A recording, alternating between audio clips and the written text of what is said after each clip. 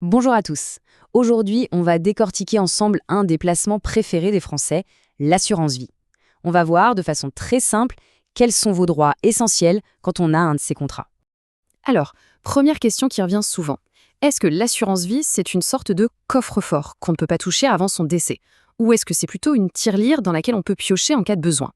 Eh bien, la réponse c'est un peu des deux. Et c'est justement ça qui la rend si intéressante. Bon, alors plongeons tout de suite dans le premier grand sujet. Comment faire pour utiliser l'argent de son assurance vie pour soi, pour ses projets, bref, de son vivant? Pour récupérer des liquidités, il faut connaître deux mécanismes, le rachat et l'avance.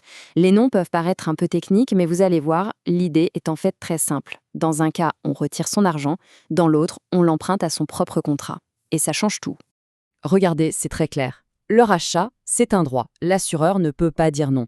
On prend l'argent et il sort définitivement du contrat. C'est un retrait, tout simplement. L'avance, par contre, c'est un prêt. L'assureur peut l'accepter ou le refuser.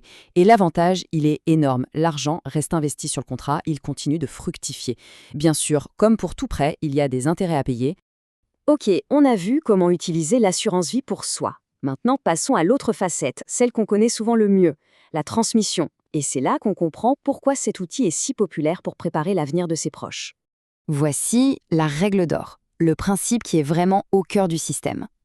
Le capital d'une assurance vie est considéré hors succession. Qu'est-ce que ça veut dire?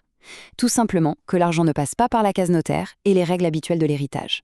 Il va directement aux personnes qui ont été désignées comme bénéficiaires.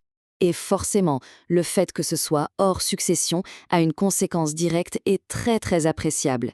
La fiscalité qui s'applique est beaucoup plus douce que celle des droits de succession classiques. Le premier chiffre magique à retenir, c'est celui-ci, 152 500 €. Pour les sommes versées sur le contrat avant 70 ans, chaque bénéficiaire peut recevoir jusqu'à ce montant sans payer un seul centime d'impôt. Et j'insiste bien sur le chaque bénéficiaire. Mais attention, petite nuance importante, les règles du jeu changent un peu pour les versements faits après 70 ans. L'abattement fiscal tombe à 35 000 € et cette fois, il n'est plus par bénéficiaire, il est global, c'est-à-dire à partager entre tous les bénéficiaires. Ça reste un avantage, mais il est clairement moins important. Bien sûr, il y a quand même une limite pour éviter les abus. Si les sommes versées sont jugées manifestement exagérées par rapport au patrimoine de la personne au moment où elle les verse, les héritiers peuvent demander à la justice de réintégrer ces sommes dans la succession. C'est une sorte de garde-fou. Bon, en résumé, qu'est-ce qu'il faut vraiment garder en tête?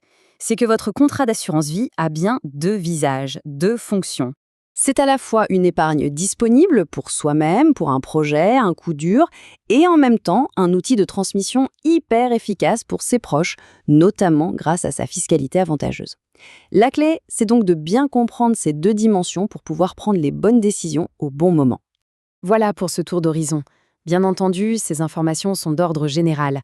Ceci ne constitue pas un conseil en investissement ni une recommandation personnalisée. Pour toute décision, il est important de vous rapprocher de votre conseiller habituel pour plus de détails.